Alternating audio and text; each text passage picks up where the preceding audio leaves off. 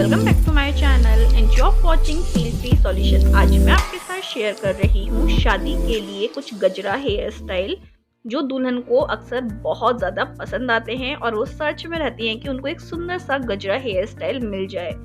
तो फ्लावर से कैसे आप अपने हेयर को एक अच्छा सा लुक दे सकते हैं वो आज के इस वीडियो में मैं शेयर कर रही हूँ। साथ ही साथ आपके साथ शेयर कर रही हूँ मंडप और हल्दी सेरेमनी के लिए कुछ डेकोरेशन आइडियाज। तो मेक श्योर कि आप इस वीडियो को स्टार्टिंग से एंड तक जरूर देखिए और अगर आपको मेरा आज का वीडियो पसंद आता है तो इस वीडियो को लाइक कर दीजिए, मेरे चैनल को सब्सक्राइब कर लीजिए और कमेंट करके जरूर बताइए कौन सा वाला हेयर स्टाइल आपको सबसे अच्छा लगा और कौन सी मंडप डेकोरेशन आपको सबसे अच्छी लगी। I am waiting for your comments. Let's get started.